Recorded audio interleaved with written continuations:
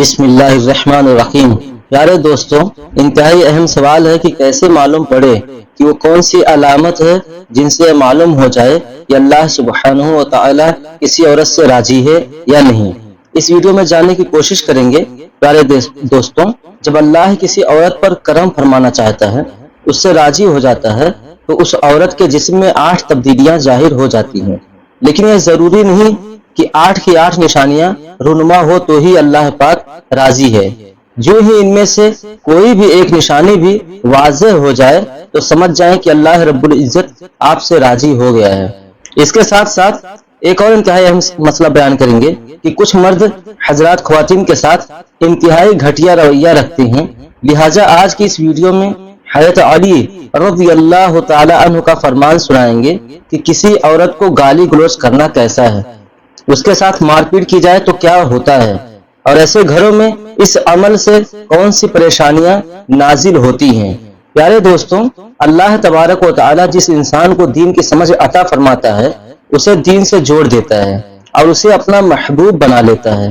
حضرت عبداللہ ابن مسعود رضی اللہ تعالیٰ عنہ سے مروی ہے کہ نبی کریم صلی اللہ علیہ وسلم نے فرمایا، اللہ پاک تمہارے درمیان اخلاص بھی تقسیم کرتا ہے جس طرح رزق تقسیم کرتا ہے۔ اللہ دنیا اس کو بھی دیتا ہے جو اللہ کا پیارا ہو یا نہ ہو، لیکن اللہ سبحانہ و تعالی دین کی سمجھ اس کو ہی دیتا ہے جو اللہ کا محبوب ہوتا ہے۔ پیارے دوستوں، عبادت کی محبت، قرآن کی محبت، اللہ کی محبت اور اللہ کے ذکر سے محبت، رسول اللہ صلی اللہ علیہ وسلم پر درود و سلام بھیجنے کا شوق اور طلب، یہ وہ چیزیں ہیں کہ اللہ نے اسے اپنا محبوب بنا لیا ہے۔ دوسری نشانی یہ ہے کہ رسول اللہ صلی اللہ علیہ وسلم نے فرمایا، اللہ جسے اپنا بناتا ہے تو اس پر بھی تھوڑی سی آزمائش بھی ڈالتا ہے، یعنی اللہ سبحانہ و تعالی یہ دیکھنا چاہتا ہے کہ یہ بندہ میرے فیصلے پر راضی ہوتا بھی ہے یا نہیں۔ جو راضی ہو جائے تو پھر اللہ تعالی اسے اس دنیا میں بھی راضی کرتا ہے اور آخرت میں بھی راضی کرتا ہے۔ لیکن اگر کوئی اس وقت بوکھلاہٹ کا شکار ہو جائے کہ میرے ساتھ کیا ہو گیا، حالانکہ میں تو نماز بھی پڑھتا ہوں، قرآن کی تلاوت بھی کرتا ہوں، تو پھر مجھے بخار کیوں ہو گیا، میں تو دین اسلام کے تعلیمات پر عمل کر رہا ہوں، تو پھر مجھ پر یہ سختی اور مصیبتیں کیوں آ رہی ہیں؟ یقیناً ایسی سوچ انسان کو پریشان کرتی ہے، لیکن ایسا ہرگز نہیں سوچنا چاہیے۔ پیارے دوستوں، حضرت بلال حبشی رضی اللہ تعالیٰ عنہ سے کسی نے پوچھا کہ آپ بڑی توحید کی باتیں کرتے ہیں تو آپ کو اتنی بری طرح سے مار کیوں پڑی ہے؟ تو انہوں نے جواب دیا کہ تم بھی تو بازار سے برتن خریدنے پہلے اسے اچھی طرح سے ٹھوک بجا کر دیکھتے ہو کہ مٹی ٹھیک طرح سے لگی ہے یا نہیں۔ بس میرے رب نے بھی مجھے آزمایا تھا، پھر یہی غلام تھا کہ جس کے بارے میں اللہ کے رسول نے ارشاد فرمایا، اللہ نے جنت میں بلال حبشی کو نہایت ہی اعلیٰ و عرفہ مقام عطا فرما دیا ہے۔ نبی کریم صلی اللہ علیہ وسلم نے فرمایا کہ شب معراج پر جنت میں مجھے اپنے سے آگے آگے قدموں کی آہٹ سنائی دی، تو میں نے جبرائیل علیہ السلام سے پوچھا یہ کون ہے؟ تو جبرائیل علیہ السلام نے جواب دیا کہ یہ بلال حبشی ہیں۔ نبی کریم صلی اللہ علیہ وسلم جب واپس آ گئے تو بلال رضی اللہ تعالیٰ عنہ سے پوچھا کہ تم ایسا کون سا عمل کرتے ہو کہ جس کے سبب تم جنت میں اس مقام پر ہو؟ تو حضرت بلال رضی اللہ تعالیٰ عنہ نے کہا، یا رسول اللہ صلی اللہ علیہ وسلم، آپ ہی نے تو فرمایا تھا کہ ہر وقت باوضو رہنا چاہیے، تو جب بھی میرا وضو ٹوٹتا ہے تو میں فوراً نیا وضو کر لیتا ہوں، اور جب وضو کرتا ہوں تو ساتھ ہی ساتھ 2 رکعت نفل نماز بھی ادا کر لیتا ہوں۔ چلتے زمین پر ہیں اور قدموں کی آہٹ جنت میں سنائی دیتی ہے۔ بس آزمائش کا آنا بھی اللہ تبارک و تعالی کی محبت کی نشانیوں میں سے ایک اہم نشانی ہے، کیونکہ اللہ کے بندوں پر ہی آزمائش آتی ہے۔ پیارے دوستوں، تیسری اور ایک بہت ہی پیاری نشانی یہ ہے کہ اللہ سبحانہ و تعالی جب بھی کسی انسان سے محبت کرتا ہے تو اس کے اندر ایک انتہائی خوبصورت تبدیلی ہو جاتی ہے۔ حدیث میں آتا ہے کہ اللہ تبارک و تعالی جب کسی انسان سے محبت کرتا ہے تو حضرت جبرائیل علیہ السلام کو حکم فرماتا ہے کہ آسمان میں اعلان کر دو کہ میں اپنے فلاں بندے سے محبت کرتا ہوں۔ حضرت جبرائیل علیہ السلام آسمان کے اربوں خربوں فرشتوں میں اعلان فرما دیتا ہے کہ اللہ اپنے فلاں بندی سے محبت کرتا ہے، لہٰذا حضرت جبرائیل علیہ السلام آسمان کے تمام فرشتے اور تمام نورانی مخلوقات اس سے محبت کرنے لگتے ہیں۔ پھر ایک فرشتہ دنیا میں آتا ہے اور زمین والوں میں اعلان کرتا ہے کہ فلاں شخص اللہ کا محبوب ہے۔ حضرت جبرائیل علیہ السلام اور آسمانوں کے تمام نوری مخلوقات اس سے محبت کرتے ہیں،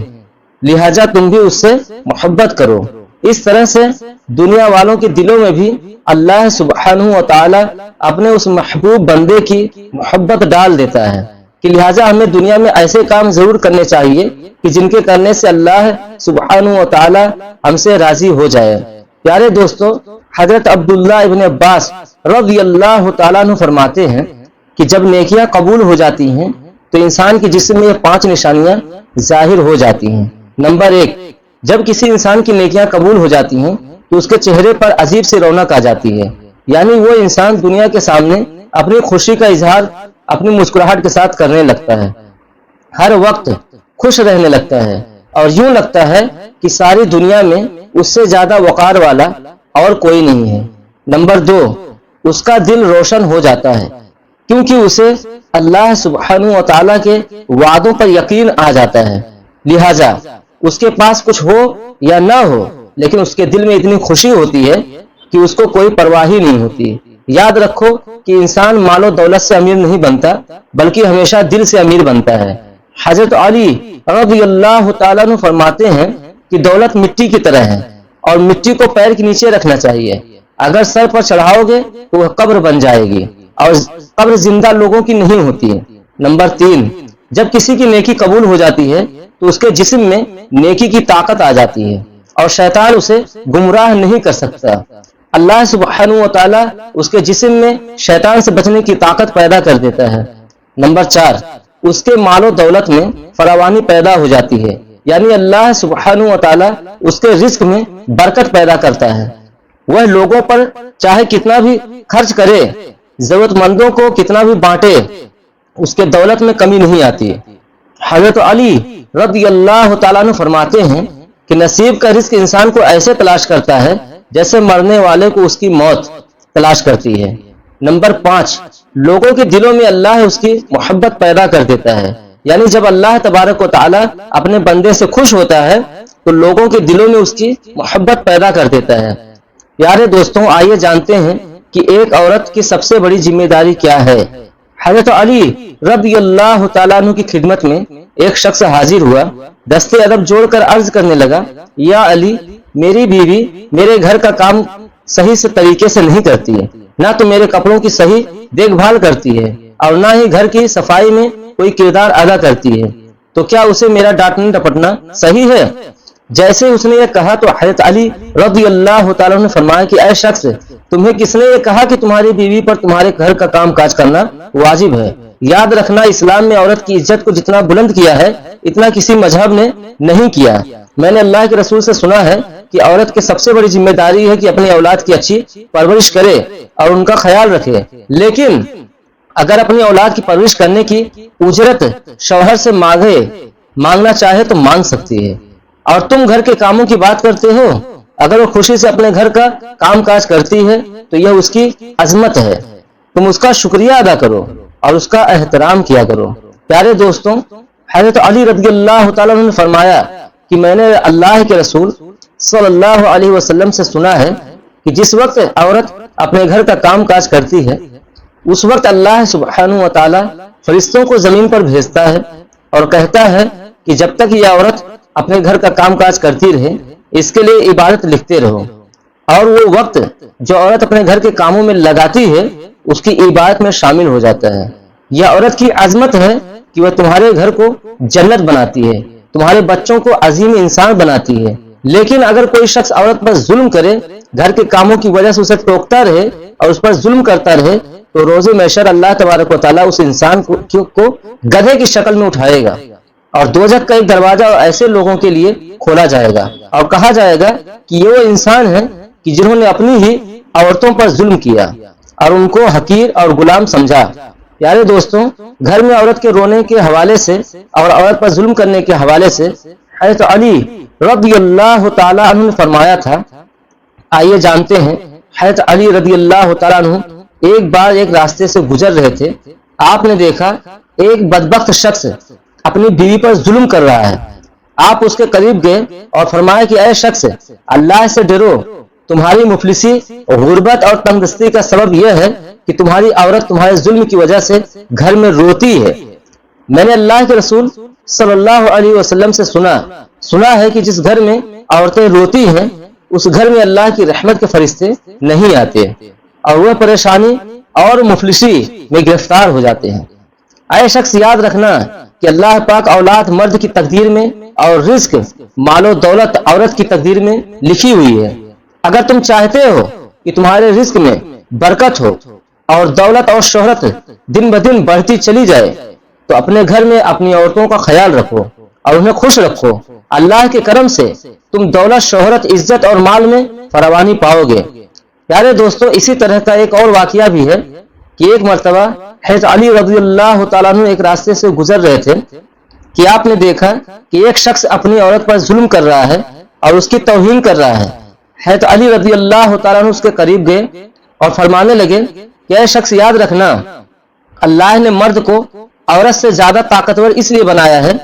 کہ وہ عورت کی حفاظت کر سکے، نہ کہ عورت پر ظلم کرے۔ میں نے رسول پاک صلی اللہ علیہ وسلم سے سنا ہے کہ جو شخص اپنی عورت پر ظلم کرتا ہے تو اللہ سبحانہ و تعالی اس پر لعنت بھیجتا ہے۔ اس شخص نے کہا کہ یا علی، یہ میری نکاح میں ہے، میں اس کو جو بھی بات کہتا ہوں یا نہیں مانتی۔ تب حضرت علی رضی اللہ تعالیٰ عنہ نے فرمایا کہ نکاح کا مطلب یہ ہرگز نہیں کہ تم نے اپنے لیے کوئی غلام خریدا ہے، بلکہ نکاح کا مطلب یہ ہے کہ تم نے اپنی نسل بڑھانے کے لیے اس عورت سے مدد طلب کی ہے اور تم نے اپنی اولاد کی اچھی تربیت کے لیے اس عورت کو چنا ہے۔ اے شخص یاد رکھنا، جس سے مدد لی جائے اسے غلام نہیں سمجھتے، اور جو تمہاری اولاد کو پروان چڑھائے اسے حقیر نہیں سمجھتے، بلکہ تمہیں تو اس کا شکر گزار ہونا چاہیے۔ یاد رکھنا کہ عورت پر ظلم کرنے کا مطلب ہے اولاد کی بغاوت، کیونکہ آنے والے وقت میں تمہیں جو بھی اولاد اس عورت سے نصیب ہوگی تو اس کے دل میں تمہارے لیے بغاوت ہی بغاوت ہوگی۔ جب اولاد بڑی ہو جاتی ہے اور اپنی ماں پر ظلم ہوتے ہوئے دیکھتی ہے تو اس کے دل میں تمہارے لیے نفرت پیدا ہوگی۔ اس لیے جتنا ممکن ہو سکے اپنی بیوی کے ساتھ اچھا سلوک کرو اور اسے خوش رکھنے کی کوشش کرو۔